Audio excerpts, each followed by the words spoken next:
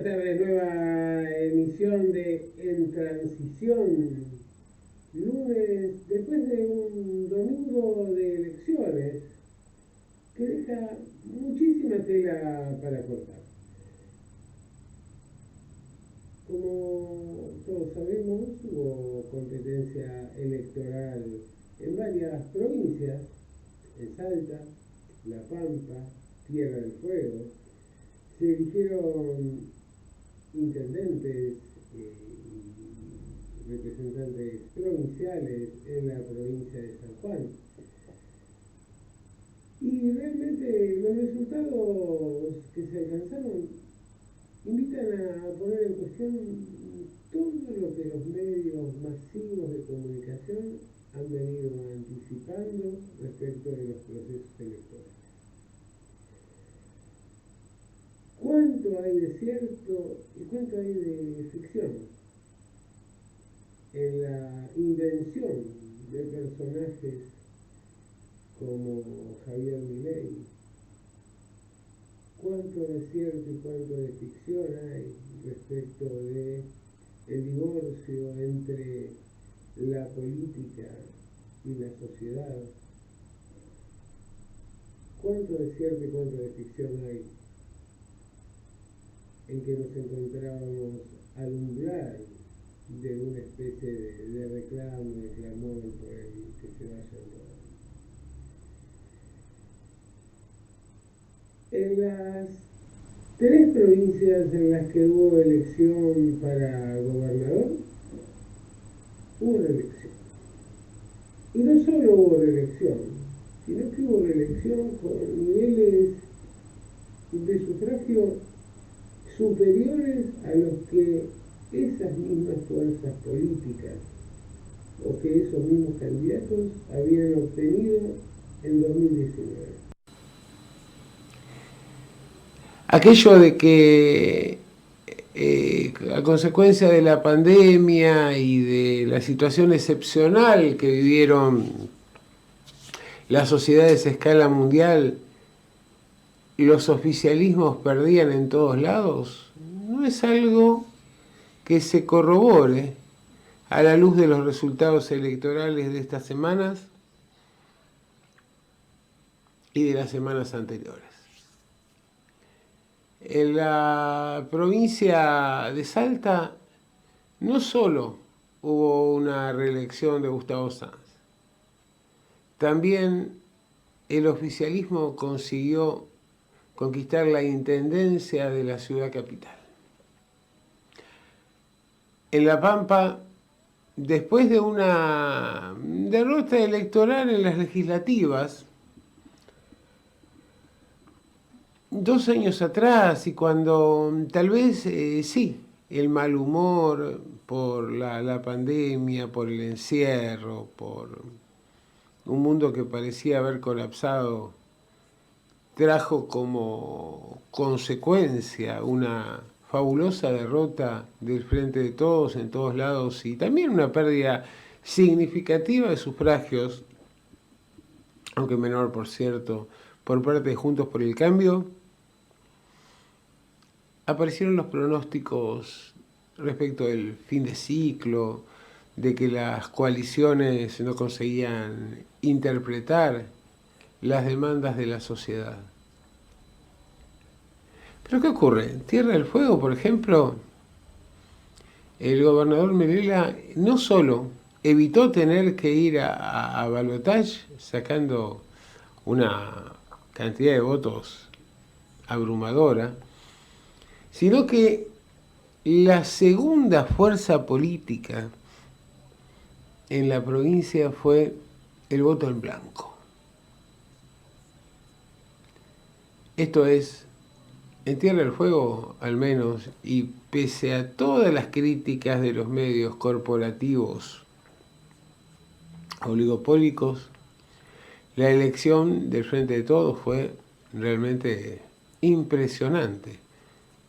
Y también se demostró la falta de capacidad de seducción de Juntos por el Cambio a escala provincial, y bueno, y se me podrá decir solo el 0,5% de los votos del padrón nacional y demás. Claro está que las interpretaciones de los resultados muchas veces tienen que ver con el cristal a través del cual se miran y qué es lo que se quiere demostrar y lo que no. Porque si este no hubiera sido el resultado en las elecciones en Tierra del Fuego, se estaría utilizando una mala elección oficialista para augurar una derrota catastrófica del Frente de Todos en las próximas elecciones nacionales. En La Pampa, bueno, también hubo un incremento considerable de sufragios por parte del gobernador Siloto y una comprobación de que la sociedad pampeana sigue respaldando la matriz peronista en el gobierno. Evidentemente, estos resultados, donde hubo cambios, fue estrictamente en Neuquén, un par de semanas atrás, pero el movimiento popular neuquino no perdió, se dividió. Fue una interna entre dos fracciones del movimiento popular neuquino las que acapararon la enorme, casi la totalidad de los votos en la provincia. ¿Qué nos está pasando como sociedad? Porque en realidad no vamos a disimular, hubo un indicador de inflación muy preocupante, del 8,4%, una inflación anual acumulada del 108,8%. Con estos números se auguraba que el Frente de Todos no podría tener un buen desempeño electoral en las elecciones nacionales. Sin embargo,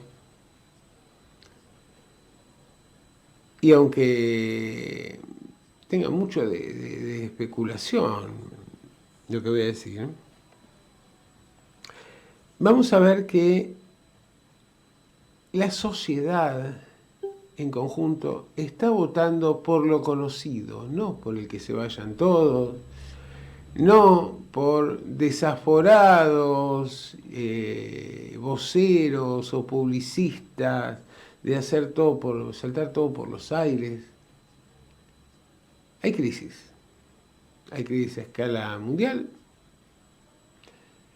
En la economía, evidentemente, la Argentina experimenta procesos complejos, pero también me parece que hay un señalamiento de parte de la sociedad respecto de adjudicar buena parte de la responsabilidad de lo que sucede al macrismo. Hay una proximidad que se ve en las elecciones provinciales entre la dirigencia y la sociedad territorial que es mucho más próxima, mucho más cercana, mucho más fluida de lo que pretenden los voceros de la catástrofe. Evidentemente, la sociedad argentina ha experimentado muchos momentos de crisis a lo largo de su historia. Y tal vez por eso tenga en su memoria colectiva, en su experiencia, los insumos como para no dejarse seducir por los cantos de sirena, para tener muy en claro también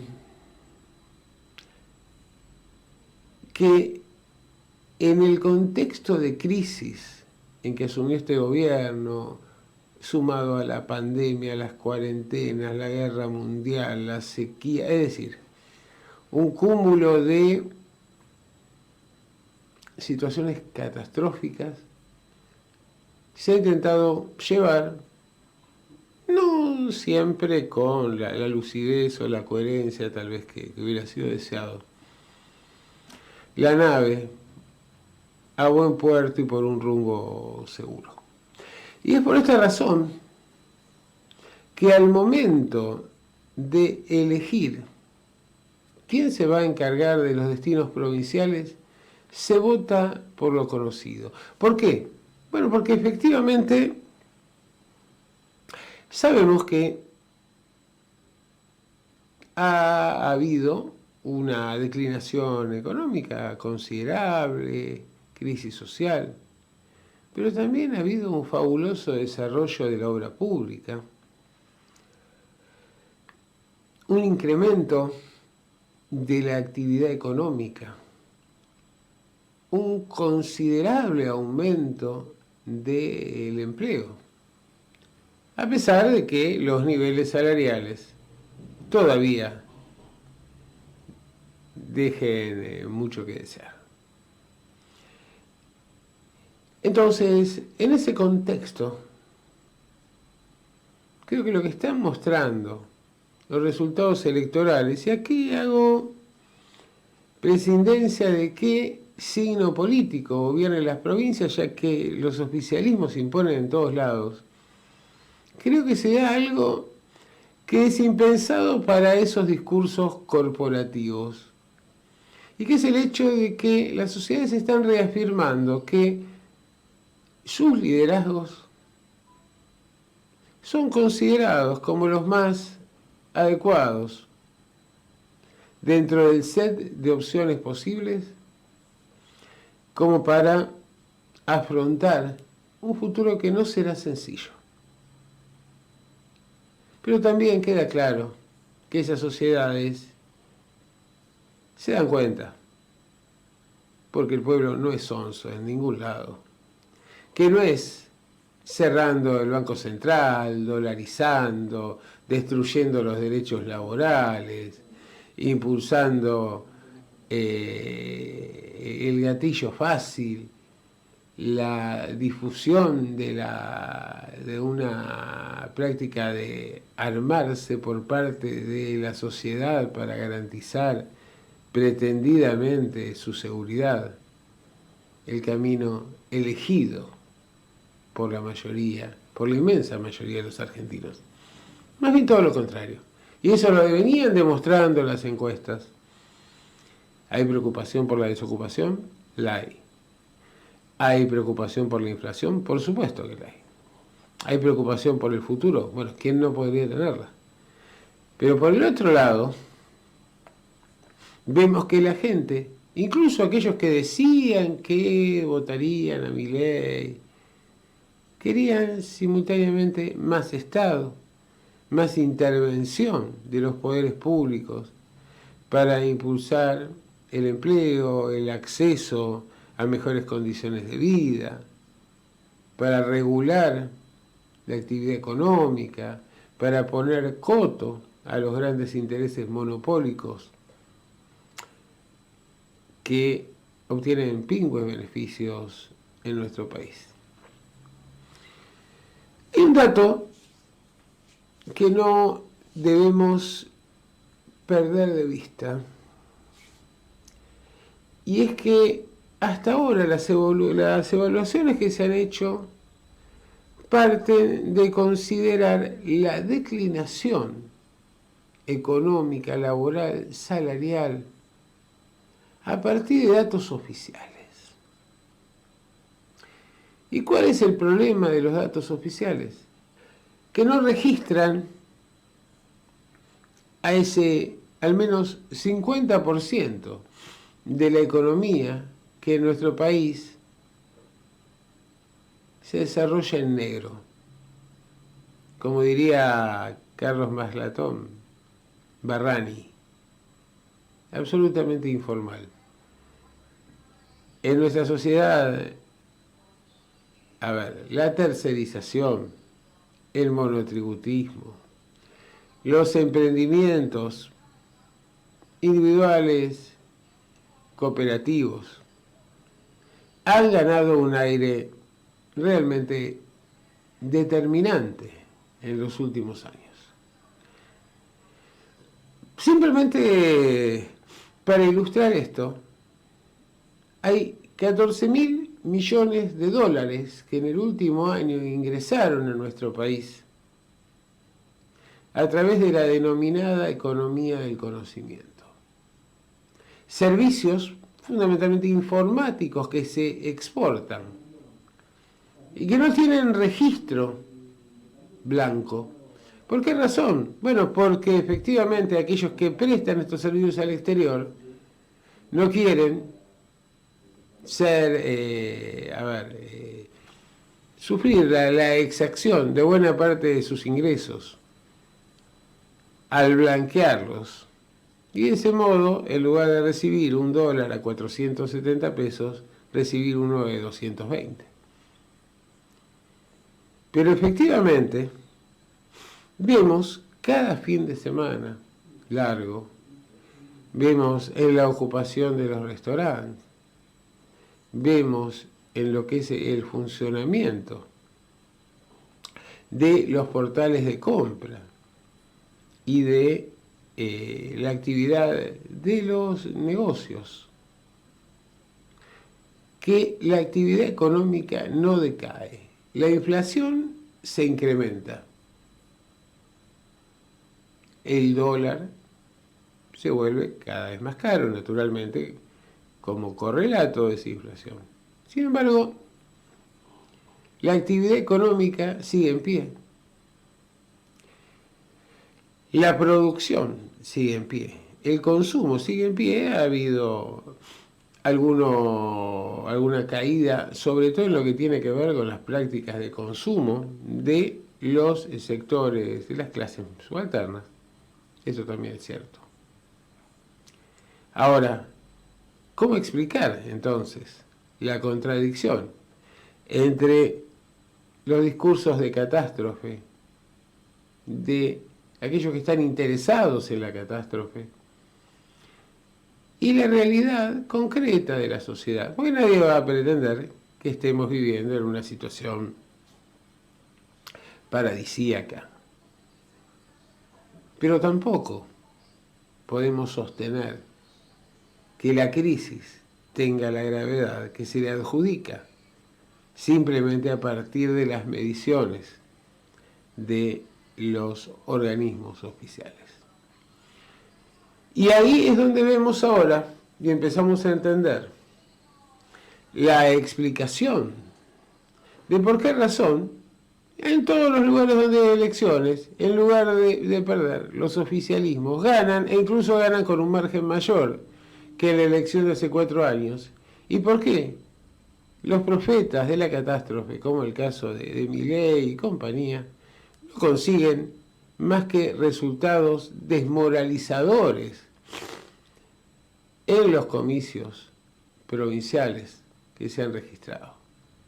A punto tal que Milei ha tenido que salir a plantear que ya no tendrá candidatos en la mayoría de las provincias, que no pueden usar sus símbolos y demás. Cada nueva elección es un nuevo cachetazo para la Libertad Avanza y sus apéndices provinciales. Por supuesto, las elecciones nacionales pueden tener otra dinámica. Nadie dice que el oficialismo, o por lo menos no contamos con datos para saber si el oficialismo en medio de una situación como esta, con estos niveles de inflación, va a poder repetir una elección como la de 2019 o si va a poder imponerse finalmente. Tampoco puedo asegurarse lo contrario. La oposición está fragmentada, no sabemos cuáles van a ser las consecuencias de esa fractura y sobre todo de cuáles sean los resultados en las PASO y cómo van a disparar o no el fuego amigo. Pero tampoco sabemos a ciencia cierta cómo el oficialismo va a encarar el proceso electoral. ¿Habrá finalmente PASO competitivas? ¿Habrá más de un candidato? ¿Aparecerá una candidatura única impuesta por el mecanismo del dedazo, del uso de la lapicera y demás. ¿Están dadas las condiciones para que el oficialismo tenga una interna? ¿O por el contrario, sería preferible evitar el desagramiento que toda interna supone presentando una candidatura de unidad? Como contrapartida, una candidatura de unidad no aplastaría las expectativas de quienes durante mucho tiempo han tratado de participar y no han podido a partir de las determinaciones de una única lapicera que definía lugares en las listas, candidaturas y también exclusiones. Evidentemente, son interrogantes que vamos a ir resolviendo con el paso de las semanas hasta llegar a las elecciones del mes de octubre. Pero creo que, por un lado, tenemos más elementos de juicio de los que teníamos hasta ahora. Por el otro lado, creo que conservamos la misma incertidumbre.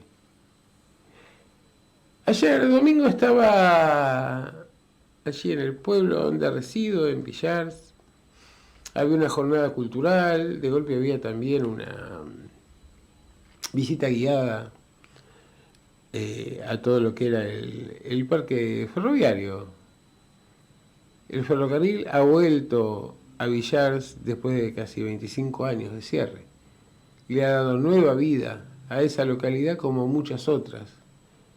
Cuando se hizo la inauguración del ferrocarril, donde estuvo Sergio Massa, estuvo el ministro de Transporte, hubo autoridades nacionales, municipales, llamaba la atención el entusiasmo, el nivel de participación, la llegada de vecinos de otros distritos cercanos. Y efectivamente se veía una contradicción entre el divorcio entre la política y la sociedad que consagraba los medios hegemónicos y la realidad concreta de lo que se veía en el territorio.